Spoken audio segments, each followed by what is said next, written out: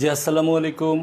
সুপ্রিয় শিক্ষার্থীবৃন্দ, প্রিয় অভিভাবক এবং শ্রদ্ধেয় সহকর্মীবৃন্দ, যে যেখানে বসে কিশোর বাতায়ন ফেসবুক পেজ থেকে আজকের ব্যবসা সংগঠন এবং ব্যবস্থাপনার এই ক্লাসটি দেখছেন, আপনাদের সবাইকে কিশোর বাতায়নের পক্ষ থেকে স্বাগত জানাচ্ছি। সুপ্রিয় শিক্ষার্থীবৃন্দ, বিশেষ করে 2020-21 শিক্ষাবর্ষে দেশের বিভিন্ন শিক্ষা বোর্ডের অধীনে বিভিন্ন কলেজে ভর্তিকৃত নবাগত শিক্ষার্থী তোমাদেরকে স্বাগত জানাচ্ছি আজকের ব্যবসা সংগঠন এবং ব্যবস্থাপনা ক্লাসে। তোমরা ইতিমধ্যে প্রত্যেকটি সাবজেক্টে তোমরা দেখেছ এবং তোমরা ইতিমধ্যে করছো যে ব্যবসায় সংগঠন ছাড়াও অন্য অন্য সাবজেক্টগুলোরও কিন্তু যে ক্লাস হচ্ছে। তো সুতরাং আমরা আজকের এই প্রোগ্রাম থেকে, আজকের এই অনলাইন ক্লাস থেকে একটা ধন্যবাদ জানাচ্ছি কিশোর বাতায়ন টিমকে, যে এই কোভিড মহামারীর এই ক্রান্তিকালীন সময়েও আমাদের প্রিয় শিক্ষার্থীদের কথা ভেবে এই কিশোর বাতায়ন টিম তোমাদের ঘরে ঘরে, তোমাদের কাছে কাছে, তোমাদের জায়গায়, তোমাদেরকে ঘরে রেখে তোমাদের কাছে ক্লাসটা পৌঁছে দিচ্ছে অনলাইন প্ল্যাটফর্মের মাধ্যমে। সেই জন্য কিশোর বাতায়ন টিমকে স্বাগত, আমরা অভিনন্দন জানাচ্ছি, আমরা ধন্যবাদ জানাচ্ছি। আর এছাড়া তোমরা জানো কিশোর বাতায়ন হচ্ছে যে একটি প্ল্যাটফর্ম, আর যেটা যত উদ্যোগ হচ্ছে গণপ্রজাতন্ত্রী বাংলাদেশ সরকারের অ্যাক্সেস টু ইনফরমেশান A2I, মাধ্যমিক উচ্চ শিক্ষা অধিদপ্তর, শিক্ষা মন্ত্রণালয় এবং অধুনা আমাদের সাথে যোগ দিয়েছেন তত্ত্বাবধায়ক হিসেবে, সেটা হচ্ছে ঢাকা শিক্ষা বোর্ড। সবাই প্রতি, সকল প্রতিষ্ঠানের প্রতি, এর সাথে সংশ্লিষ্ট সকলের প্রতি আমরা ধন্যবাদ ও কৃতজ্ঞতা জানাচ্ছি। তো সুপ্রিয় শিক্ষার্থীবৃন্দ, যারা ইতিমধ্যে জয়েন করেছো, দেখি কারা কারা এর মধ্যে জয়েন করেছো। আজকে আমাদের ব্যবসা শিক্ষা শাখা শিক্ষার্থীদের জন্য আজকে আমাদের ক্লাস হচ্ছে ব্যবসা সংগঠন ও ব্যবস্থাপনা, এবং এটা হচ্ছে আমাদের চতুর্থ ক্লাস এবং এটা নিয়মিতই হচ্ছে। দেখি আমাদের বন্ধুরা কারা কারা ইতিমধ্যে যোগ দিয়েছ, দেখি। হ্যাঁ, যারা যোগ দিয়েছ তারা একটু শেয়ার করে দাও, বন্ধুদেরকে জানিয়ে দাও যে কিশোর বাতায়নে আজকে কিবরিয়া স্যারের ম্যানেজমেন্ট ক্লাসটি অর্থাৎ ব্যবসা সংগঠন এবং ব্যবস্থাপনা ক্লাসটি শুরু হয়ে গেছে। কারণ তোমার একটা শেয়ার তোমার বন্ধুকে আবার টেনে নিয়ে আসতে পারে আমাদের এই কিশোর বাতায়নের যে প্রচেষ্টা, সে প্রচেষ্টার মধ্যে অন্তর্ভুক্ত করতে পারে, তাকে সেবা গ্রহীতা করতে পারে।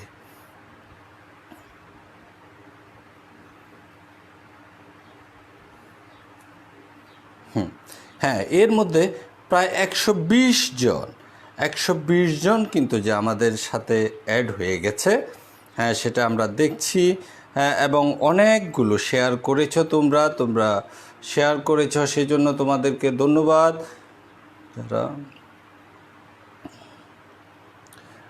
আমি একটু দেখছি।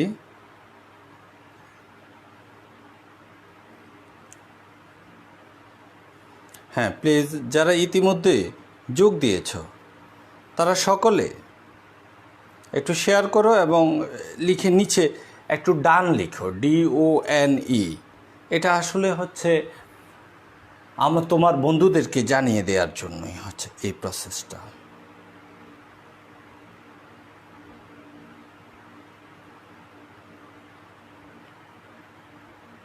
হ্যাঁ, সুপ্রিয় শিক্ষার্থীবৃন্দ, হ্যাঁ অনেকে এর মধ্যে আমাদের সাথে যোগ দিয়েছ, আমরা দেখতে পাচ্ছি। আমরা দেখি, এবং কে কোথায় থেকে তোমরা যোগ দিয়েছ সেটা তোমরা একটু কমেন্ট বক্সে লিখো, কে কোথায় থেকে যোগ দিয়েছ।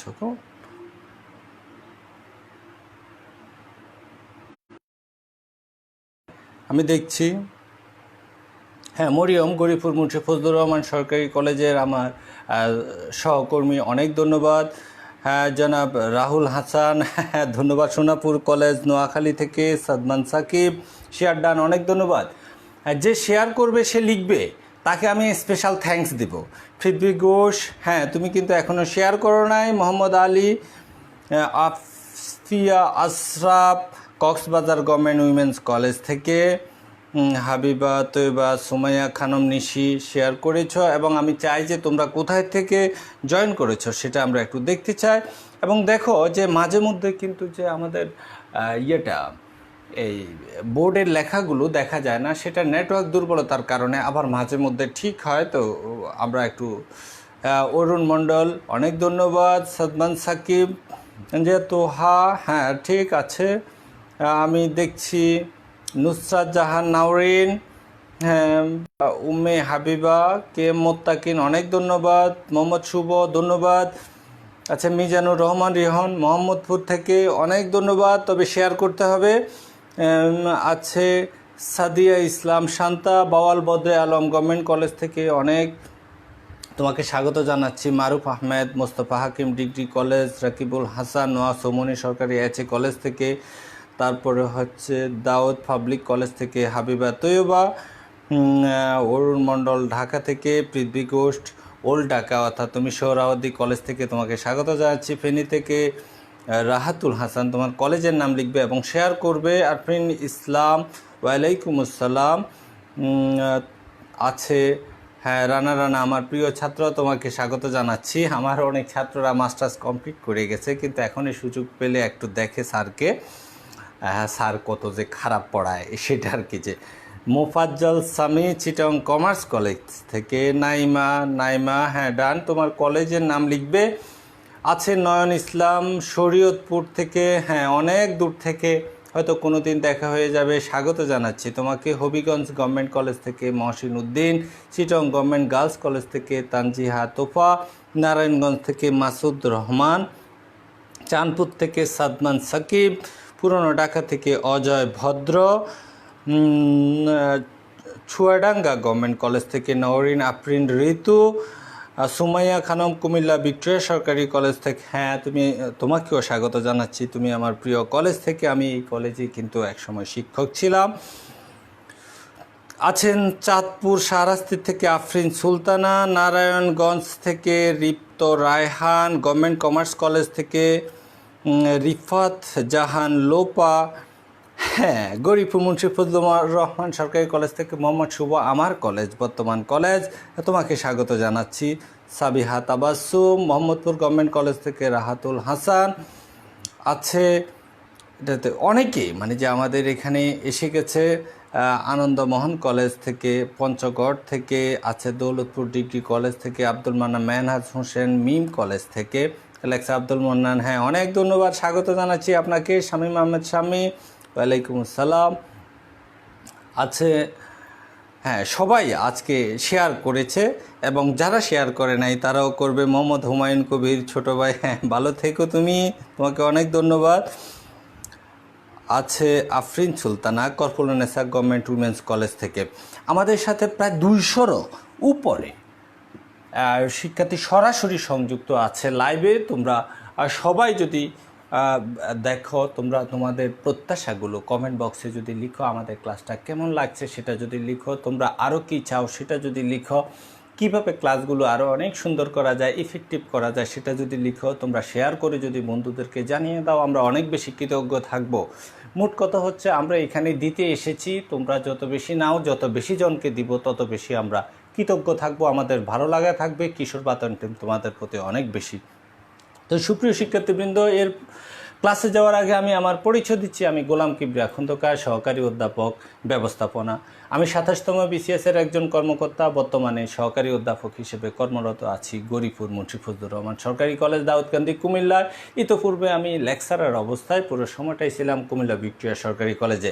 তো যারা ইতিমধ্যে কানেক্টেড হয়েছে বা যারা আগে কানেক্টেড হয়েছে, তোমাদের সবাইকে এবং আমার শ্রদ্ধেয় সহকর্মীবৃন্দ, আবার দ্বাদশ অথবা আমার পুরনো ছাত্রছাত্রী যারা যেখানে বসে দেখছেন, আপনাদের সবাইকে আবারও কিন্তু যে স্বাগত জানাচ্ছি, কৃতজ্ঞতা জানাচ্ছি আমরা কিশোর বাতায়ন কর্তৃপক্ষকে। এই প্ল্যাটফর্মটি এই করোনা মহামারীর সময়েও আমাদেরকে যে সময়টা নষ্ট হতে দিলেন না, তারা যে এই উদ্যোগটা নিয়ে যাওয়াতে। তাহলে আজকে সুপ্রিয় শিক্ষার্থীবৃন্দ, ব্যবসা সংগঠন ও ব্যবস্থাপনার আজকে হচ্ছে আমাদের 4র্থ ক্লাস।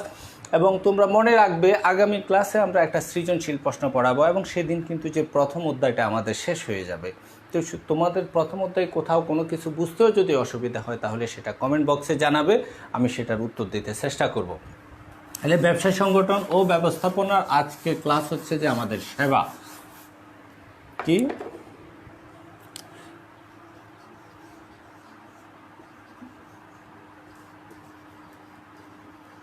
প্রত্যক্ষ সেবা, যেটাকে আমরা বলছি ডাইরেক্ট সার্ভিস।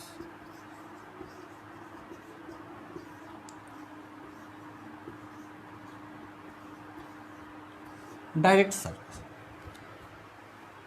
প্রিয় শিক্ষার্থী, তোমরা খেয়াল করে দেখো যে এটা প্রত্যক্ষ সেবা, এটা ব্যবসায়ের একটা প্রোডাক্ট। সেবাকেও কিন্তু যে প্রোডাক্ট বলা হয়, এটাও একটা প্রোডাক্ট। অভাব পূরণ কেন প্রোডাক্ট, এটি কেন পূর্ণ? কারণ এর অভাব পূরণের ক্ষমতা আছে। কিন্তু যেহেতু এটা ভিজিবল, এটাকে আমরা বলি যে দ্রব্য, গুডস। তবে এটাও একটা প্রোডাক্ট। আবার সার্ভিস, সেবা যেটা হচ্ছে আমরা কেউ যখন অসুস্থ হয়ে একজন ডাক্তারের কাছে যায়, ডাক্তার আমাদেরকে বিভিন্ন টেস্ট দেয়, সিচুয়েশান দেখে আমাকে বলে যে এই ওষুধগুলো যদি খান তাহলে 7 দিন 10 দিনের মধ্যে ইনশাল্লাহ আপনি সুস্থ হয়ে যাবেন।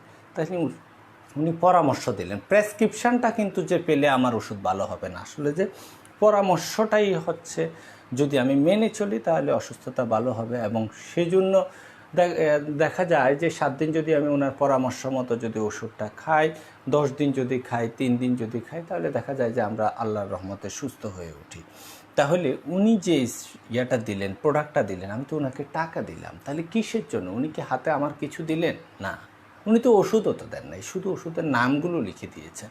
কখনো নামগুলো লিখে দেন, কখনো ওভার টেলিফোন, যেমন হচ্ছে করোনা এই মহামারীর সময় কিন্তু আবার টেলিফোন করে শুধুমাত্র আমাদেরকে বলে দেয় যে এই ওষুধগুলো খান। তাহলে এই যে পরামর্শটা, এই পরামর্শটা কিন্তু ধরা যায় না, ছোঁয়া যায় না, হাতে নেওয়া যায় না। কিন্তু এর যে একটা বিনিময় মূল্য আছে, তাকে যে আমি 500 বা 1000 টাকা দিলাম, তাহলে দেখা যাচ্ছে এমন কোনো সার্ভিস, সেবা যেটা পেয়ে আমি সন্তুষ্ট হই, কিন্তু সেটা নিয়ে আমি বাড়িতে ফিরি না, কিন্তু তার বিনিময় মূল্য আছে, তাকে বলা হচ্ছে যে সেবা। তার মানে মুনাফা অর্জনের উদ্দেশ্যে বিভিন্ন পেশাজীবীগণ যেই সেবাটা দিয়ে থাকেন, সেটাও এক ধরনের পণ্য। এটাকে বলা হচ্ছে প্রত্যক্ষ সেবা। যেমন উকিল তার মক্কেলকে দেন, ডাক্তার তার রোগীকে দেন, নার্স তার রোগীকে দিয়ে থাকেন। হ্যাঁ, অথবা হচ্ছে যে কোনো প্রাইভেট টিউটর তার ছাত্রদেরকে দিয়ে দিচ্ছেন, অথবা সাইফুডস, ইউসিসি, ঢাকা কোচিং, তারা কি করছেন? তার শিক্ষার্থীদেরকে এই যে জিম্যাট পড়াচ্ছেন, জিআরই পড়াচ্ছেন, টোফেল পড়াচ্ছেন, তাহলে পড়াচ্ছেন, এটা আসলে যেটা দিচ্ছে এবং এর বিনিময়ে টাকা নিচ্ছে, তাহলে এটা কি? এটা হচ্ছে সেবা। আচ্ছা, আমাদের মাঝে এখনও কিন্তু যে প্রতিনিয়ত তোমরা সংযুক্ত হচ্ছ, তোমরা অনেকে সালাম দিয়েছো, আমি সবার জন্য দোয়া করি। সবাই সালাম নিচ্ছি, ওয়ালাইকুম আসসালাম। সবার হয়তো যে ব্যক্তিগতভাবে নেওয়া সম্ভব না, কিন্তু আমি অবসরে তোমাদের এই কমেন্টগুলো পড়ি এবং প্রয়োজন হলে সেখানে আমি উত্তর দেওয়ার চেষ্টা করি। তো সুপ্রিয় শিক্ষার্থীবৃন্দ, তাহলে সেবা কি আমরা বুঝে গেলাম? তাহলে সেবাও একটা পণ্য, কারণ সেবার বিনিময় মূল্য আছে। কিন্তু মনে রাখতে হবে যে সেবার কি নাই? কোনো অবয়ব নাই। সেবাকে দেখা যায় না, ছোঁয়া যায় না, স্পর্শ করা যায় না, এর কোনো রং নেই, গন্ধ নেই। যদিও হচ্ছে অন্য প্রোডাক্ট যেটা দ্রব্যের কি আছে, ধরা যায়, ছোঁয়া যায়, এটা একজন থেকে আরেকজনের কাছে হস্তান্তর করা যায়, এটা পচনশীল। হ্যাঁ, এই সব কিছু গুণাবলী এটার মধ্যে আছে। অথবা এটা আমার পায়ের মধ্যে পড়লে আমি ব্যথা পাই, এর একটা শারীরিক বৈশিষ্ট্য আছে, শারীরিক একটা অবয়ব আছে, কিন্তু সেবার কোনো শারীরিক অবয়ব নাই। তাহলে আমরা বুঝে গেলাম যে শারীরিক। আবার এই সেবা আরও কী আছে, যেমন তুমি যদি কক্সবাজারে যাও, তাহলে হোটেলে উঠবে দি কক্স টুডে, অথবা জলতরঙ্গতে উঠবে, অথবা রয়্যাল টিউলিপে উঠবে, অথবা অন্য যে কোনো হোটেলে উঠবে। এক রাতের জন্য 300 টাকা থেকে শুরু করে 20-30 হাজার টাকা পর্যন্ত কিন্তু যে তোমার থেকে নেয়। তাহলে কিসের জন্য? উনি তো একবেলা খাওয়ানো না। তাহলে খাওয়ানোর জন্য না, তাহলে উনি যে জিনিসটা দিয়ে থাকেন সেটা হচ্ছে যে সেবা। এবং এই সেবাটা পেয়ে কিন্তু আমি বলি, অমুক হোটেলে ছিলাম, যা চমৎকার না, লাক্সারি। আমি শুধু চারিদিকে দেখেছি, তার কোনো যা সুন্দর বাগান, তো বাগানটা কি আমি আনতে পারছি? কি সুন্দর সুইমিং পুলটা কি আমি আনতে পেরেছি? না, আমি শুধু ওটা দেখেছি, তখন আমার কাছে ভালো লেগেছে, একটা অনুভূতি, এবং সেই জন্যই কিন্তু যে কি আমি টাকাটা দিয়েছি। তাহলে দেখা যাচ্ছে যে একটা আবাসিক হোটেল হচ্ছে সেবামূলক প্রতিষ্ঠান, কিন্তু রেস্টুরেন্ট তারা আবার খাবার দেয়, সেটা সেবামূলক না, সেটা হচ্ছে যে আমাদের সরাসরি হচ্ছে যে দ্রব্যটা আমাদেরকে দিচ্ছে, প্রোডাক্ট, পণ্যমূলক একটি প্রতিষ্ঠান। তাহলে আবাসিক প্রতিষ্ঠান, অথবা এই গ্রামীণ ফোনের সার্ভিস ভালো না, অথবা গ্রামীণ ফোনের সার্ভিস খুব ভালো। তার মানে কি ভালো? গ্রামীণ ফোনের সেবা। তাহলে গ্রামীণ ফোন যা দেয় সেটা আমরা খাই না, হাতে নিয়ে ঘুরি না। আমি কথা বলি, আমি নেট ব্যবহার করছি, তোমার কাছে যদি খুব ভালোভাবে যদি যায় তাহলে আমি বলি যে হ্যাঁ টেলিটকের সার্ভিসটা খুব ভালো, আমার সিমটা টেলিটক। আর যদি লেখা না বোঝা যায় তাহলে বলি যে আজকে নেটওয়ার্ক সেবাটা কিন্তু অথবা টেলিটক খুব ভালো সেবা আজকে দিচ্ছে না। তাহলে সেবাটা কি? সেবাটা হচ্ছে যে এর বিনিময় মূল্য আছে কিন্তু এর আলাদা কোনো অবয়ব নেই, অথবা হচ্ছে এটা মালিক থেকে অবিচ্ছিন্ন অর্থাৎ বিচ্ছিন্ন করা যায় না, এবং এর কোনো স্বাদ গন্ধ নেই, এবং এটি পচনশীল। এইরূপ বিষয়টাকে সেবা বলে, কিন্তু তার কি আছে? বিনিময় মূল্য আছে। তো সুপ্রিয় শিক্ষার্থীবৃন্দ, তাহলে আমরা দেখলাম যে আমরা প্রত্যক্ষ সেবা, আর এই প্রত্যক্ষ মানে হচ্ছে যে অক্ষির সম্মুখে। যেমন আমি তোমাদেরকে এখন সেবা দিচ্ছি, যেহেতু আমি টাকা নিচ্ছি না এই জন্য এই সেবাটা ব্যবসায়িক না, কিন্তু আমার কাজটা কিন্তু যে সেবা। আমি ক্লাস নিচ্ছি, তুমি ক্লাসের সামনে বসে আছো, আমি সেবা দিচ্ছি, তুমি সেবা নিচ্ছ। কার মাধ্যমে সেবা দিচ্ছি? টেলিটকের মাধ্যমে, সেও আমাকে সেবা দিচ্ছে। তাহলে এখানে সেবার উদাহরণ। এখন যেহেতু আমি তোমার চোখের সামনে থেকেই কিন্তু যে সেবা দিচ্ছি, এটা প্রত্যক্ষ, অক্ষির সম্মুখে। প্রত্যক্ষ মানে হচ্ছে অক্ষি মানে কি? চোখের সামনে থেকে যদি সেবা দেওয়া হয় তাহলে সেটাকে বলা হচ্ছে যে প্রত্যক্ষ সেবা। তাহলে চলো যে এই ডাইরেক্ট সার্ভিসে আমরা আরও কিছু এবারে যাব। আমরা ডাইরেক্ট সার্ভিসে বৈশিষ্ট্য আছে আমাদের, বৈশিষ্ট্যগুলো। তাহলে সবাই একটু 1 মিনিট সময় দিলাম, সেবার একটা বৈশিষ্ট্য লিখো। সেবা, 1 মিনিট সময় দিলাম, সবাই খুব দ্রুত লিখো সেবা কি, সেবার একটি বৈশিষ্ট্য লিখো।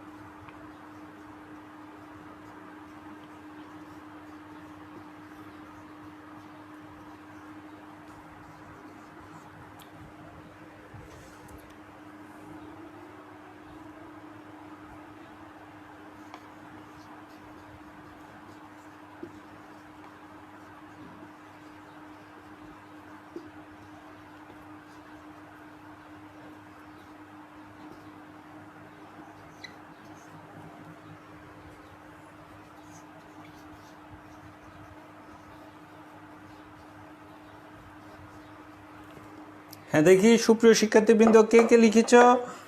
হ্যাঁ, সেবা অদৃশ্য ইয়াছিন, অনেক ধন্যবাদ।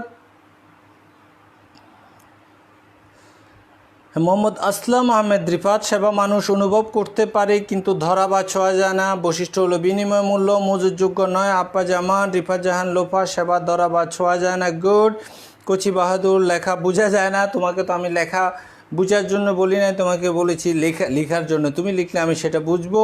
নাইম, সেবা সংরক্ষণ করা যায় না, যা দেখা যায় না এবং মানুষের চাহিদা পূরণে সক্ষম, সেটাই হচ্ছে সেবা। মোহাম্মদ মহসিন উদ্দিন, মোফাজ্জল সামি, আসপিয়া আশরাফ আছেন, আফরিন সুলতানা, তানজিন তোফা, নাফিজা আলম আছে, মিজানুর রহমান, কচি বাহাদুর, অবিচ্ছিন্ন, আফিফা জামান, হ্যাঁ এটা একটি কাজ বা সুবিধা। গুড। নরিন আফরিন ঋতু আছে, নাইমা অনেক ভালো লিখেছ তোমরা।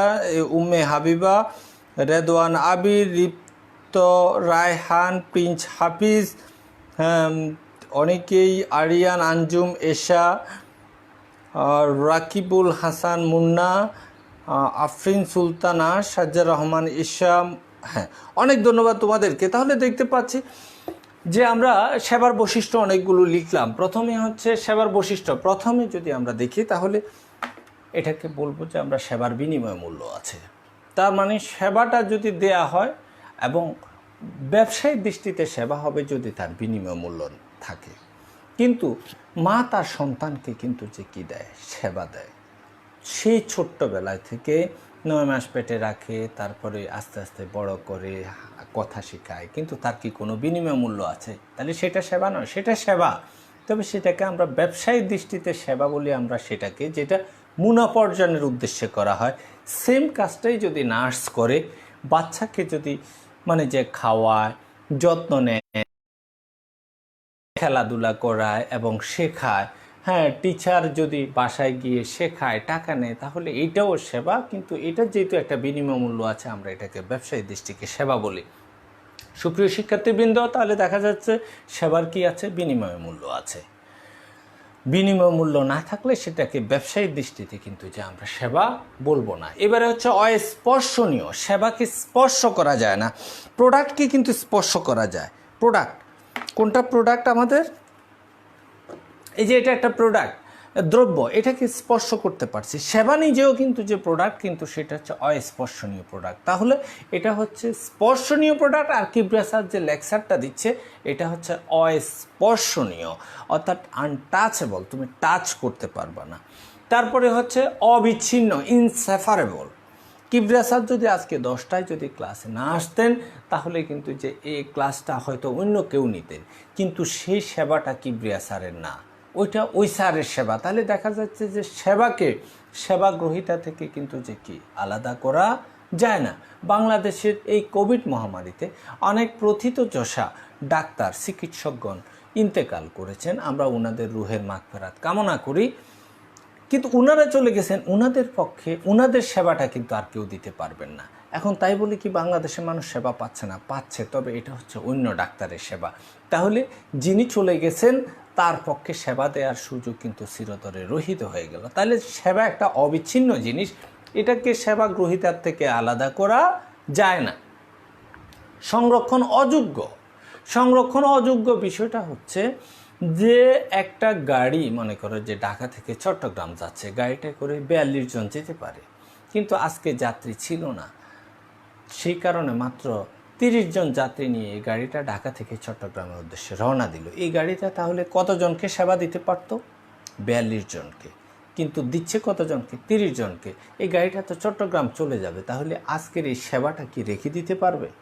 সেবা দেওয়ার সুযোগটাকে কি রাখতে পারবে? না, রাখতে পারবে না। আরেকটা গাড়ি গেলে সে সেবা দিবে তারটা, কিন্তু হচ্ছে যে গাড়িটা চড়ে গেল সে কিন্তু 42 জনের জায়গায় মাত্র 30 জনকেই দিল, বাকি যে 12 জনকে দিতে পারলো না, সে সেবাদানের সুযোগটা চিরতরে রহিত হয়ে গেল। এটাকে আমরা বলছি যে সেবাকে সংরক্ষণ অযোগ্য, অর্থাৎ এটাকে ভবিষ্যতের জন্য রেখে দেয়া যায় না। কিন্তু দেখা যায় যে এরকম একটা পণ্য আজকে বিক্রি করার আমার টার্গেট হচ্ছে 50 পিস, কিন্তু 50 পিস আমি বিক্রি করতে পারলাম না, 40 পিস, কিন্তু বাকি 10 পিস তো নষ্ট হয়ে যায় না। আমি আগামীকাল কী করব? যে সেটা বিক্রি করব। আচ্ছা, আমাদের যে পঞ্চম যে সেবার বৈশিষ্ট্যটা, সেটা হচ্ছে দৃশ্যমান বস্তু সম্পৃক্ত। তাহলে সেবা দিতে হলে দৃশ্যমান কিছু বস্তু লাগে। যেমন গ্রামীণ ফোনের সেবাটা যদি আমাকে পেতে হয়, নোকিয়া মোবাইল অথবা স্যামসাং মোবাইল অথবা আমার অপ্পো মোবাইলটা কিন্তু যে কি দরকার হয়, তাহলে দৃশ্যমান বস্তু, এটা কিন্তু যে দৃশ্যমান বস্তু, এর শারীরিক অবয়ব আছে ওই সেবাটা নেওয়ার জন্যে, অথবা কি ব্রেসারের ক্লাসটা নেওয়ার জন্য তোমার নেটওয়ার্ক অথবা অন্য এই যে মোবাইল ফোন অথবা বিভিন্ন মাইক্রোফোন অথবা অন্য অন্য জিনিসপত্রেরও কিন্তু যে কি দরকার আছে। আছে বৈসাদৃশ্য, সেবার বৈসাদৃশ্য, সেটা হচ্ছে যে কি এই সেম ক্লাসটা যদি কিবরিয়া স্যার যদি দ্বিতীয়বার নেয়, সেটা আরেক ধরনের হবে, আরেক ধরনের উদাহরণ দিয়ে বোঝাবে। তার মানে একই সেবা দেওয়ার সময় সময়ের ভিন্নতার কারণে সেবার ক্ষেত্রে বৈসাদৃশ্য দেখা যায়, ডিফারেন্স দেখা যায়, এটাই স্বাভাবিক। হ্যাঁ, যে একজন যে একটা হোটেলে তুমি আজকে যে সেবাটা পেলে, আরেক দিন গেলে সমপর্যায়ে হয়, এর থেকে বেশি পাবে, নয়তো ভিন্ন পাবে, নইলে ওই রকম বেডশিট পাবে, নয়তো ওই রুমটা পাবে না, অথবা হচ্ছে যে রুমের আলো বাতাস চেঞ্জ হবে, এটা সুগ্রাণ চেঞ্জ হবে, সুযোগ সুবিধা চেঞ্জ হবে। তাহলে দেখা যাচ্ছে সেবা আজকে যা দিচ্ছে সেটা আগামীকালকে সেম ব্যক্তিও একই রকম সেবা হয়তো দিবে না, হয় সেটা বাড়বে নয়তো কমবে সামান্য হলে। কিন্তু এরকম যদি 1,00,000 পিস প্রোডাক্ট যদি তৈরি হয়, দ্রব্য গুডস যদি তৈরি হয় 1,00,000 পিস কিন্তু একই রকম, তাহলে বস্তু একই রকম হওয়া সম্ভব। 1,00,000 পিস বিস্কিট একই রকম হওয়া সম্ভব, কিন্তু একজন ব্যক্তির সেবা 2 দিনে একই রকম হওয়া সম্ভব না, সেটা ভিন্ন ভিন্ন রকমের হবে। তাহলে দেখা যাচ্ছে যে আমরা সেবার বৈশিষ্ট্যটা আমরা একটু দেখলাম, তোমরা একটু বাসায় প্র্যাকটিস করবে। আসলে যে পড়ার নিয়ম হচ্ছে যে আমরা এখন তো তোমাদেরকে সামনাসামনি ক্লাস করানোর কথা ছিল, কিন্তু সামনাসামনি নেই, তাও এক ধরনের একটা যন্ত্রের সাহায্যে প্রযুক্তির সাহায্যে তোমাদের কাছাকাছি আমরা থাকার চেষ্টা করছি, কিশোর বাতায়নের সে প্রসেসটা। তো তোমরা আমরা যে ইনস্ট্রাকশানগুলো দেব কলেজের জন্য যে ইনস্ট্রাকশন দেবো, ঢাকা কলেজের জন্য একই, সোহরাওয়ার্দী কলেজের জন্য একই, বিকারুন্নেসার জন্য একই, সকল টিচার কিন্তু ইনস্ট্রাকশনটা যে দেবে। আজকে যে যে টপিকসগুলো পড়া হচ্ছে, বাসায় তোমরা যখন অবসরে অথবা রাতে সন্ধ্যায় যখন বসবে তখন একটু প্র্যাকটিস করে নিবে, নিজে সবসময় রিডিং পড়বে। আর সৃজনশীলের পুরো কনসেপ্ট আগামী ক্লাসে আমরা দেখিয়ে দিব, একটা সৃজনশীল মানসম্মত সৃজনশীল প্রশ্নের মাধ্যমে একটা সিকিউ থাকবে এবং তার ভিত্তিতে 4টা প্রশ্ন 10 নাম্বার, সেটা আমরা সলভ করব আগামীকালকে সেই ক্লাসটি। তো সুপ্রিয় শিক্ষার্থীরা, আমরা বাসায় পড়ব, আমরা মনেই করব না যে এই বছর যেভাবে এইচএসসি পরীক্ষা হলো না, তারা পাশ করে ফেললো, প্রতি বছর এইভাবে হবে না। ইনশাল্লাহ আমরা বিশ্বাস করি এই কোভিড মহামারী একদিন শেষ হয়ে যাবে, যেভাবে পৃথিবীতে আসছে সেভাবে চলে যাবে। সেজন্য আমরা মহান আল্লাহ রব্বুল আলামিনের দরবারে দোয়া করি, তোমরা আমাদের জন্য দোয়া করবে, আমরাও দোয়া করব। তাহলে চলো আজকে আমরা পরবর্তী টপিকসে যাচ্ছি। তাহলে প্রত্যক্ষ সেবার বৈশিষ্ট্যটা আমরা একটু মুছে দিচ্ছি। এখন বিভিন্ন ধরনের সেবা আছে, বিভিন্ন ধরনের সেবার ধরন, টাইপস।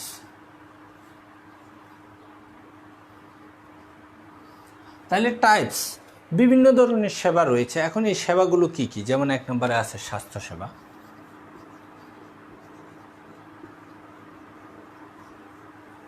আমি যদি অ্যাভোকেয়ার হাসপাতালে যাই, অর্থাৎ আগে যেটা অ্যাপোলো হসপিটাল, স্কয়ার হসপিটালে যাই, ইউনাইটেড হসপিটালে যাই, আমি যে ট্রিটমেন্টটা করে আসি, লক্ষ লক্ষ টাকা বিল দিয়ে আসি, কেন দিচ্ছি? আমার হাতে কি একটা প্যাকেট ধরায় দেয় যে এই প্যাকেটটার মূল্য হচ্ছে আপনার 3 লক্ষ টাকা, 5 লক্ষ টাকা, 2 লক্ষ টাকা বা 20,000 টাকা হাসপাতাল কর্তৃপক্ষ থেকে? না, সেটা হচ্ছে গত 10 দিন আপনি হাসপাতালে ছিলেন, সে হাসপাতালে আপনাকে ডাক্তাররা, নার্সরা বিভিন্ন ওষুধপত্র দিয়ে বিভিন্নভাবে বয়রা আপনাকে সার্ভিস দিয়েছে এবং আপনি সুস্থ হয়ে উঠছেন, এবং সেই জন্য হচ্ছে যে কি 10 দিনের সেবা বাবদ দেয়া হয়েছে, বিল হচ্ছে 5 লাখ, 2 লাখ, 3 লাখ বা 1 লাখ টাকা, এবং এই সেবাটাই হচ্ছে যে কি স্বাস্থ্যসেবা। আছে শিক্ষা সেবা। প্রত্যেকটা শিক্ষা প্রতিষ্ঠান তার ইয়েদেরকে কখনো অর্থের বিনিময়, কখনো অর্থের বিনিময় ছাড়াই সেবা দিয়ে থাকে। কাকে? তার শিক্ষার্থীদেরকে। এটাকে বলা হচ্ছে যে শিক্ষা সেবা। আবার অনেকগুলো কোচিং সেন্টার আছে, ফার্মগেট তো কোচিং সেন্টার, আর কোচিং সেন্টার অসংখ্য যত নামে আছে। তাহলে ওরা যে সেবাটা দিচ্ছে, অথবা ইউনিভার্সিটি ভর্তির জন্য সে, অথবা মেডিকেলে ভর্তির জন্য আমাদের ইন্টারমিডিয়েট পাস করা শিক্ষার্থীরা যখন তাদের কাছে ভর্তি হয়, তারা একটা শিক্ষা দেয় এবং কয়েক ঘন্টা তারা পড়ায়, ইনস্ট্রাকশন দেয়, একটা রোড ম্যাপ দিয়ে দেয় কীভাবে কি, একটা পরামর্শ দেয়। এটাকে আমরা কি বলছি? এটা হচ্ছে শিক্ষা সেবা। এবং যেহেতু অর্থ নেওয়া হচ্ছে, সেটাও কিন্তু একটা ব্যবসায়ের অংশ। বিনোদনও কিন্তু একটা সেবা। তুমি যদি একটা ইয়েতে যাও, অ্যামিউজমেন্ট পার্কে যাও, তুমি তো এই 2-3 ঘন্টা থাকতেছো, তার জন্য 500 বা 700 টাকা দিচ্ছ, অথবা একটা রাইডস চড়তেছো, কিন্তু রাইডসটা চড়ে তো আর তুমি বাসা নিয়ে আসতে পারতেছো না। আমি কি নিয়ে আসতে পারতেছি আমার বাচ্চার সাথে? না। তাহলে সে কি নিল? সে একটা সেবা নিল। সেই সেবার জন্যই কিন্তু এই রাইডসটা চড়তে সে 50 টাকা বা 100 টাকা দিয়েছে। তাহলে এটাকে আমরা বলছি বিনোদন সেবা। আছে তথ্য যোগাযোগ প্রযুক্তি, আইসিটি। তাহলে আইসিটি, গ্রামীণ ফোনের অথবা টেলিটকের, আমি টেলিটকের সিম ব্যবহার করছি, তার মানে টেলিটক থেকে সেবা নিচ্ছি। কার থেকে সেবা নিচ্ছি? টেলিটক। কী সেবা দিচ্ছে? এই টেলিটক সিম এটা ব্যবহার করে আমি বন্ধুদের সাথে কথা বলতে পারি এবং তার জন্য আমি টাকা দিই। আবার নেটওয়ার্ক যখন থাকে আমি তোমাদের সাথে এই যে এখন ক্লাস নিতে পারছি সরাসরি লাইভ, টেলিটক নেটওয়ার্কটা ব্যবহার করে, ইন্টারনেট প্রযুক্তিটা ব্যবহার করে, তাহলে দেখা যাচ্ছে যে উনি যে জিনিসটা দিচ্ছে টেলিটক কোম্পানি, সেটাও কিন্তু যে সেবা, কী সেবা দিচ্ছেন সেটা হচ্ছে ICT, information and communication technology, তথ্য যোগাযোগ প্রযুক্তি সেবা। আছে পরিবহন। পরিবহন, এই যে তুমি যদি গ্রিন লাইনে ঢাকা থেকে কক্সবাজার যাও, তুমি 2000 টাকা বা 2100 টাকা অথবা 1800 টাকা দিয়ে তুমি ঢাকা থেকে কক্সবাজার যাচ্ছ, ঢাকা থেকে কক্সবাজার যাচ্ছ। তো কক্সবাজার নামলে কি সিটটা কি আমার, আমি যখন বলি যে আমার সিট নাম্বার হচ্ছে A1, এখন A1-এর মধ্যে তো আমি বসে গেলাম 5-6 ঘন্টা। আমি যখন কক্সবাজার পৌঁছালাম, আমাকে কি সিটটা বাড়িতে নিয়ে যেতে দেয়? না, নিয়ে যেতে দেয় না। আসলে উনি আমাকে কি দিয়েছে? একটা সেবা দিয়েছে। কি সেবা? পরিবহন সেবা। তাহলে এটা কেমন? এটা হচ্ছে ঢাকা থেকে আমাকে কক্সবাজার পৌঁছে দিয়েছে, সেই জন্য 1800 বা 2000 টাকা আমি দিয়েছি। তাহলে আমি কোনো কিছু, দৃশ্যমান কোনো কিছুর জন্য কিন্তু যে ওনাকে 1800 বা 2000 টাকা দিই না, আমি যে জিনিসটার জন্য দিয়েছি সেটা হচ্ছে একটা সেবার জন্য। এই সেবাটাকে বলা হচ্ছে পরিবহন সেবা। ঠিক আছে? তাহলে এই রকম, অথবা একজন উকিল যখন তার মক্কেলকে দেয়, ডাক্তার যখন তার রোগীকে দেয়, আবার যদি দেখো যে বিদ্যুৎ কোম্পানি আমাকে যে সেবাটা দিচ্ছে সেটা হচ্ছে যে বিদ্যুৎ, এই যে লাইটগুলো জ্বলছে, ফ্যান চলছে, লাইট চলছে অথবা ইলেকট্রিসিটি আছে, তাহলে এটা তো হাতে নিয়ে থাকে না, হ্যাঁ, এটা শুধু আমাকে আলোকিত করে। সেজন্য মাসের শেষে আমি বিল দেই, গ্যাস মাসের শেষে বিল দেই, কিন্তু এটা কিন্তু চাল ডাল কেনার মতো, কিন্তু এটা হাতে নিয়ে কিন্তু খেলা করার কি নেই, কোনো সুযোগ নেই। এগুলোকে বলা হচ্ছে সেবা। তো সুপ্রিয় শিক্ষার্থীবৃন্দ, আমরা সেবা কি, আমার মনে হয় যে ইতিমধ্যে তোমরা জেনে গেছো। তাহলে সেবা হচ্ছে একটা অস্পর্শনীয় জিনিস, সেটাকে ধরা যায় না, ছোঁয়া যায় না, কিন্তু সেবা যে আছে সেটা অনুভব করা যায়। সেবার বিনিময় মূল্য আছে, সেবার সংরক্ষণ অযোগ্য। আবার সেবাকে বলা হচ্ছে অবিচ্ছিন্ন, সেবা গ্রহীতার থেকে সেবাকে আলাদা করা যায় না। অথবা বলা হচ্ছে যে সেবা পচনশীল, অর্থাৎ আজকে যে সেবাটা দেওয়ার কথা ছিল সে সেবাটা যদি কেউ দিতে না পারে, তাহলে আগামীকালকে আজকে সেবা দিতে পারবে না। আজকে আগামীকালকে দিবে আগামীকালকে সেবা, কিন্তু আজকে তার সেবা দেওয়ার সেই সুযোগটা চিরতরে চলে গেল। এটাকে বলছে যে ফেরিসেবিলিটি, অর্থাৎ হচ্ছে যে সেবা পচনশীল। দেখি আমাদের সাথে ইতিমধ্যে আসলে যে অনেকে যোগ দিয়েছে আমরা দেখতে পাচ্ছি।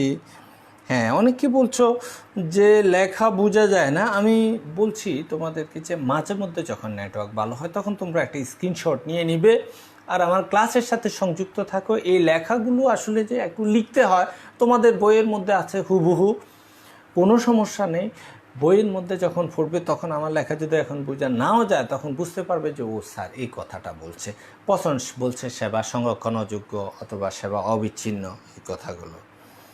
মোহাম্মদ হোসেন জোয়ারদার, হ্যাঁ, এই তো যে যেমন সে লিখছে যে ও যদি না শেয়ার করতো তাহলে তো আমি আজকে ক্লাসটা দেখতে পারতাম না, এটাই তাম।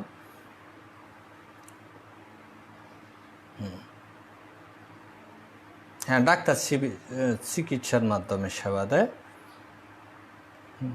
তাহলে অনেকেই কিন্তু যে তোমরা আছো, আমরা আগামী ক্লাসটা আমরা নিব এবং তোমরা এই অধ্যায়টা খুব ভালোভাবে পড়ে রাখবে। যদি পড়ে রাখো তাহলে আগামী ক্লাসে যখন আমরা সৃজনশীল প্রশ্নটা খুব ভালোভাবে বুঝিয়ে দিব, তোমরা খুব ভালো বুঝতে পারবে আর কি, যে এরপর আর কোনো সমস্যা হবে না। আমি বলছি যে আমি কিন্তু যে সৃজনশীল পদ্ধতির বাংলাদেশের যে 4-5 জনের মধ্যে একজন, যেটা প্রথম থেকে এই পর্যন্ত চলে এসছে, এবং প্রতিনিয়ত অসংখ্য মাস্টার ট্রেনারদেরকে তৈরি করেছি বিভিন্ন সাবজেক্টের, এবং তারা বিভিন্ন জায়গায় কিন্তু যে পরবর্তী ট্রেনিং করিয়েছে। সুতরাং সৃজনশীলের মূল কনসেপ্টটা আমি তোমাদেরকে দিব আগামী ক্লাসে, অর্থাৎ আগামীকালকে ইনশাল্লাহ সকাল 10টায় তোমরা প্রস্তুত থাকবে।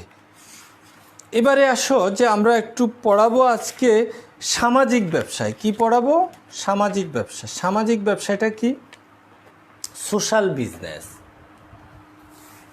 এই সামাজিক ব্যবসাটা এটা খুবই মনে রাখতে হবে। সকল ব্যবসায় কিন্তু যে সামাজিক, সকল ব্যবসায়ে সামাজিক প্রতিষ্ঠান,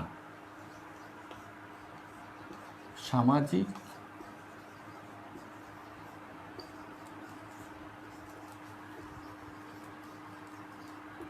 নর্মালি যেটাকে আমরা বলি যে সামাজিক ব্যবসায় হলো আলাদা একটা নতুন কনসেপ্ট। এটা কে এনেছেন? ডক্টর মোহাম্মদ ইউনুস, বাংলাদেশি নোবেল বিজয়ী একজন ডক্টর মোহাম্মদ ইউনুস, যিনি গ্রামীণ ব্যাংকের প্রতিষ্ঠাতা। তিনি এই নতুন কনসেপ্টটা বলছেন, এটার নাম দিয়েছেন সোশ্যাল বিজনেস। কি? Social business. তাহলে এই সোশ্যাল বিজনেস, সামাজিক ব্যবসাটা কি? অন্য ব্যবসাগুলো কি অসামাজিক? না। আমাদের আশেপাশে একটা মুদি দোকান, সেটাও একটা সামাজিক প্রতিষ্ঠান। অর্থাৎ সকল ব্যবসাকে বলা হচ্ছে সামাজিক প্রতিষ্ঠান। কেন? স্কুল কলেজ সামাজিক প্রতিষ্ঠান, ব্যবসা প্রতিষ্ঠানগুলো সামাজিক প্রতিষ্ঠান, মসজিদ মন্দির এগুলো সামাজিক প্রতিষ্ঠান, একটা মাঠ ক্লাব এগুলো সামাজিক প্রতিষ্ঠান। কেন? কারণ সমাজের জন্য, সমাজের মানুষের জন্য এই প্রতিষ্ঠানগুলো করা হয়েছে। এই সামাজিক প্রতিষ্ঠান আর সামাজিক ব্যবসায় কিন্তু এক কনসেপ্ট না। তাহলে আমার বাড়ির পাশে যত অন্যান্য হাসপাতাল আছে সবগুলোই সামাজিক প্রতিষ্ঠান। এরাও কিন্তু যে ব্যবসায়, কিন্তু এগুলো সামাজিক ব্যবসায় নয়। সামাজিক ব্যবসায় হচ্ছে যে একটা নতুন কনসেপ্ট, এবং এই কনসেপ্টটা 2005 সালে প্রথম দেন বাংলাদেশি নোবেল লরিয়েট, নোবেল বিজয়ী গ্রামীণ ব্যাংকের প্রতিষ্ঠাতা ব্যক্তিত্ব জনাব ডক্টর মোহাম্মদ ইউনুস। ডক্টর মোহাম্মদ ইউনুস 2005 সালে। এখন এটার উপরে সারা পৃথিবীতে মনে করো যে প্রচুর কাজ হচ্ছে সামাজিক ব্যবসায়ের উপরে। তাহলে সামাজিক ব্যবসাটা কি? তাহলে সামাজিক ব্যবসায় হচ্ছে এমন একটা ব্যবসায় প্রতিষ্ঠান যে প্রতিষ্ঠানটা সমাজের জন্য গড়ে ওঠে এবং এর লাভ মালিক নেয় না। লাভ অর্থাৎ অর্জিত মুনাফা। নর্মালি সকল ব্যবসা প্রতিষ্ঠানের মূল উদ্দেশ্য মুনাফা অর্জন, সামাজিক ব্যবসায়েরও মূল উদ্দেশ্য মুনাফা অর্জন। তবে অন্য ব্যবসায় কত মুনাফা করবে সেটা রক্ষিত, মানে নির্দিষ্ট না। কিন্তু সামাজিক ব্যবসায়ের ক্ষেত্রে বলা হচ্ছে মুনাফা করবে সহনীয় মাত্রায়। অর্থাৎ এটা কখনোই অমুনাফা ভিত্তিক প্রতিষ্ঠান হবে না। মুনাফা হবে কিন্তু পাবলিকের, জনগণের যাতে কি না হয়, ক্রেতা ভোক্তাদের যাতে কষ্ট না হয়। কারণ এই ব্যবসায়ে মনে করো যে আমি একটি ব্যবসা প্রতিষ্ঠান খুললাম, একটি দোকান খুললাম, আমি বললাম যে এটা সামাজিক ব্যবসায়ের কনসেপ্টে চলবে। তাহলে আমার মুদি দোকানে, অন্য দোকানে দেখা যায় যে আমি 5 টাকা দিয়ে যে পণ্যটা কিনলাম, অন্যরা এটা 8 টাকা বিক্রি করে, আমি 6 টাকা বিক্রি করি। কেন? আমিও লাভ করি, তবে সেটা সহনীয় মাত্রা। আমি লাভ করি 1 টাকা, অন্য ব্যবসায়ীরা লাভ করে 3 টাকা। আমার ব্যবসা আমি চালাই, অথবা আমি চালাই না, অন্য কাউকে দিয়ে চালাই, তাহলে তাকে বেতন দেয়া হবে। আমি যদি চালাই আমিও বেতন নিব, ঠিক আছে। কিন্তু এই যে 1 টাকা যে লাভ হলো, এই 1 টাকা কি আমি নিয়ে নিব? ব্যবসাটা তো আমারই না, আমি নিব না। বলা সামাজিক ব্যবসার কনসেপ্ট হচ্ছে যিনি প্রথম উদ্যোক্তা, যিনি প্রথম মূলধন দিয়েছেন, উনি যদি 50,000 টাকা যদি মূলধন দেন, উনি ব্যবসায় লাভ হলে 50,000 টাকা ফেরত নিয়ে যেতে পারবেন, কিন্তু 1 টাকাও অতিরিক্ত উনি নিবেন না। নিলে আর সেটা সামাজিক ব্যবসায় থাকবে না। তাহলে আমি কি বুঝাতে পারছি? তাহলে যিনি সামাজিক ব্যবসায়, যিনি উদ্যোক্তা, তিনি শুধুমাত্র তিনি যে পরিমাণ মূলধন বিনিয়োগ করেছেন সে মূলধন ফেরত নিতে পারবেন। 1 লক্ষ টাকা দিয়ে যদি একটা নতুন ব্যবসায় স্থাপন করেন, তিনি প্রতিষ্ঠান যদি লাভজনক হয় তাহলে তিনি 1 লক্ষ টাকা নিয়ে যেতে পারবেন। কিন্তু প্রতিষ্ঠানে যদি 10 লাখ টাকাও লাভ হয়, তিনি বাকি ওই 1 লাখ টাকাই নেবেন তার মূলধন হিসেবে। বাকি 9 লাখ টাকা এই প্রতিষ্ঠানটাকে বর্ধিতকরণের জন্য, সম্প্রসারণের জন্য, অথবা এর উন্নয়নের জন্য কি হবে, যে ব্যবহৃত হবে। তাহলে দেখা যাচ্ছে সামাজিক ব্যবসায় হচ্ছে এমন একটা কনসেপ্ট, যেই কনসেপ্ট অনুযায়ী সামাজিক ব্যবসায়ও মুনাফা অর্জন করে, তবে সেটা সহনীয় মাত্রায়। অর্জিত মুনাফা অন্যান্য ব্যবসায়ী সাধারণত মালিক ফেরত নেয়, কিন্তু এখানে মালিক নিতে পারে না। মালিক শুধুমাত্র সর্বোচ্চ সে যেই পরিমাণ মূলধন বিনিয়োগ করেছিল সেই পরিমাণ মূলধন ব্যাক নিতে পারে, ফেরত নিতে পারে। এবং অর্জিত মুনাফা ব্যবসায়ের উন্নয়নে বা সম্প্রসারণে ব্যবহৃত হয়। এটাই হচ্ছে সামাজিক ব্যবসায়ের মূল কনসেপ্ট। তাহলে খেয়াল করে দেখো যে তাহলে সামাজিক ব্যবসায়ী কি, মনে করো যে আমি 1,00,000 টাকা দিয়ে আমি একটা দোকান দিলাম, 1,00,000 টাকা দিয়ে দোকান দেয়া, দেখা গেল 3 বছরে 5,00,000 টাকা লাভ হলো। কত? এই প্রতিষ্ঠানে 5,00,000 টাকা লাভ হলো, কারণ 3 বছরের ব্যবসা আস্তে আস্তে বেড়েছে। 5,00,000 টাকা লাভ হওয়ার পরে তাহলে নিয়ম অনুযায়ী তো দোকানটা আমি দিয়েছি, মুনাফাটা তো আমিই পাওয়ার কথা।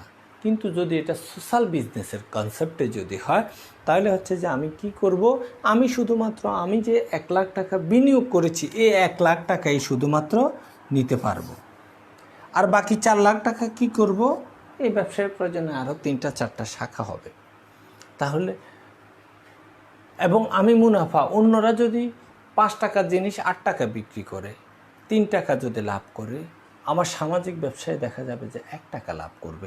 কেন? যে জনগণের যাতে কষ্ট না হয়, সমাজের মানুষের যাতে কষ্ট না হয়। তাহলে সামাজিক ব্যবসাটা হচ্ছে মানে আমাদের চারদিকে যেভাবে অ্যাগ্রেসিভভাবে যে লাভ করার যে প্রবণতা, সে প্রবণতার থেকে বেরিয়ে এসে সহনীয় মাত্রায় লাভ করা, জনগণকে সেরা সার্ভিসটা দেয়া, সেরা প্রোডাক্টটা দেয়া এবং অর্জিত এবং হচ্ছে কর্মীদেরকে উপযুক্ত মজুরি দেয়া, শ্রম অনুপাতে তাদেরকে মূল্য দেয়া, আর হচ্ছে অর্জিত মুনাফা মালিক ফেরত না নিয়ে সে অর্জিত মুনাফাকে রিপ্রোডাক্টিভ খাতে প্রতিনিয়ত ব্যবহার করা, এটাই হচ্ছে সামাজিক ব্যবসায়ের মূল কনসেপ্ট। প্রিয় শিক্ষার্থীবৃন্দ, তাহলে আমরা যেটা দেখলাম, সামাজিক ব্যবসা আসলে যে অন্যান্য ব্যবসায়ের মতো না, এটা ডক্টর মোহাম্মদ ইউনূস 2005 সালে এটা বলেছেন। সুতরাং এরকম বেশ কিছু এখন ব্যবসা প্রতিষ্ঠান কিন্তু সারা বিশ্বে আছে, বাংলাদেশেও বিভিন্ন জায়গায় দেখবে যে এটা একটি সোশ্যাল বিজনেস উদ্যোগ এরকম আছে। তো সুতরাং আমরা দেখব, আমরা আজকে যে বিষয়গুলো নিয়ে আলোচনা করেছি সে বিষয়গুলো হচ্ছে যে প্রত্যক্ষ সেবা। আমরা বলছি যে সেবা হচ্ছে সেটা যেটা ধরা যায় না, ছোঁয়া যায় না, কিন্তু তার বিনিময়ে মূল্য আছে। ধরা যায় না, ছোঁয়া যায় না, তা কিন্তু তার বিনিময়ে মূল্য আছে, তাকে সেবা বলে। যেমন ডাক্তার সেবা, নার্সের সেবা, গ্রামীণ ফোন তার গ্রাহকদেরকে যে সেবা দেয়। কিন্তু মনে রাখতে হবে, নোকিয়া মোবাইল বা অপ্পো মোবাইল কোম্পানি তারা কিন্তু যে সেবা দিচ্ছে না, তারা সরাসরি গুডস, দৃশ্যমান বস্তু জনগণের কাছে বিক্রি করতেছে। তাহলে গ্রামীণ ফোনের সাথে কিন্তু অপ্পো মোবাইল কোম্পানির দুটা পার্থক্য, একজনে একটা ডিভাইস তৈরি করতেছে, আর একজনে হচ্ছে ডিভাইস ওরিয়েন্টেড কিছু সার্ভিস বিক্রি করছে। দুটারই কিন্তু যে বিনিময় মূল্য আছে। আমরা বলছি সেবাগুলো কি কি, আমরা বলছি শিক্ষা সেবা, স্বাস্থ্য সেবা, বিনোদন সেবা, পরিবহন সেবা, এরকম আইসিটি তথ্য প্রযুক্তি সেবা, সেটা সেবামূলক বিভিন্ন জিনিস আছে। আমরা পড়েছি সামাজিক ব্যবসায় খুব ইম্পর্টেন্ট কোশ্চেন এবং কনসেপ্ট। আমরা বলছি সামাজিক ব্যবসায় হচ্ছে একটা নতুন ধারণা, ব্যবসায়ের একটা নতুন ধারণা, নতুন উদ্যোগ, যেখানে মালিক অথবা উদ্যোক্তা শুধুমাত্র বিনিয়োগকৃত মূলধন ফেরত নেওয়ার সুযোগ পান, কিন্তু অর্জিত বাকি মুনাফা ফেরত নেওয়ার সুযোগ পান না। বাকি মুনাফাটা ব্যবসায়ের উত্তরোত্তর উন্নয়ন এবং সম্প্রসারণে ব্যবহৃত হয়। যে ব্যবসায় বক্তারা মানে যে ব্যবসাটা লাভ করে কিন্তু হচ্ছে আগ্রাসীভাবে অনেক বেশি লাভ করে না, বরং হচ্ছে সহনীয় মাত্রায়, যাতে ভোক্তারা এবং ক্রেতারা যাতে সেই সহযোগিতা পায়, সুবিধাটা পেয়ে থাকে, তাদের যাতে খুব একটা অস্বস্তি বা অসুবিধা না হয়, সেটাও সামাজিক ব্যবসায়ের একটা কনসেপ্ট, বৈশিষ্ট্য। আর হচ্ছে সামাজিক ব্যবসাটা জনগণের জন্য হয়, জনগণের কল্যাণের জন্য হয়। এটা হচ্ছে মুনাফাভোগীদের কাছ থেকে ভোক্তাদেরকে রক্ষা করার জন্য এবং কর্মীদেরকে উপযুক্ত মূল্য দেওয়ার জন্য সেটা হয়। তো সুপ্রিয় শিক্ষার্থীবৃন্দ, যে যেখানে আছো ভালো থেকো। আগামী ক্লাসটা আগামীকালকে ঠিক 10টায় আমরা একটা সৃজনশীল, মানসম্মত সৃজনশীল প্রশ্ন নিয়ে আমরা হাজির হব। সেখানে তোমরা তোমাদের কোনো যদি প্রশ্ন থাকে সেটা তোমরা কমেন্ট বক্সে সেটা জানাবে, অথবা আজকেও জানাবে। আমি অবসরে তোমাদের এই কমেন্টগুলো আমি পড়ব, আমি দেখব তোমাদের প্রত্যাশা কী। সবচেয়ে বড় কথা হচ্ছে সময় চলে যাচ্ছে, কোভিডের কারণে সময় কিন্তু বসে নাই, আমরা বসে আছি। কিন্তু আমরা যাতে বসে না থাকি সেই জন্যই কিশোর বাতায়ন এবং গণপ্রজাতন্ত্রী বাংলাদেশ সরকারের উদ্যোগ হচ্ছে তোমাদেরকে পড়ার সাথে কানেক্টেড রাখা, এবং তুমি একদিনও কলেজে না গিয়ে প্রথম অধ্যায়টা কিন্তু যে আগামীকালকেই কিন্তু যে শেষ হয়ে যাচ্ছে। তাহলে অন্য অন্য সাবজেক্টগুলো এরকম হচ্ছে, সেজন্য তোমরা সবাই, আমি যদি চলেও যাই, তোমরা একটু কিশোর বাতায়নকে একটা ধন্যবাদ এবং কৃতজ্ঞতা জানাবে। তো সুপ্রিয় শিক্ষার্থীবৃন্দ, যে যেখানে আসো তোমরা নিরাপদ থাকো, ভালো থেকো, বাসায় থেকো। যদি বাইরে একান্তই বের হও তাহলে মাস্ক পরিধান করবে। এখন কিন্তু যে আমাদের হালকা হয়ে গেছে অনেকটাই, ভীতিটা একটু কমে গেছে, কিন্তু বিষয়টা সেটা না। শীত আসছে, আবার কিন্তু যে করাল থাবা বসাচ্ছে বিভিন্ন জায়গায় দেখতে পাচ্ছি যে করোনা ভাইরাস। সুতরাং করোনা ভাইরাস থেকে বাঁচার জন্য আমরা সবাই সবার জন্য দোয়া করি, স্বাস্থ্যবিধিগুলো মেনে চলি। তো ভালো থেকো, সুস্থ থেকো, বাসায় থেকো, আর নিয়মিত পড়াশোনা করো। দেখা হচ্ছে ইনশাল্লাহ আগামীকালকে। আল্লাহ হাফেজ।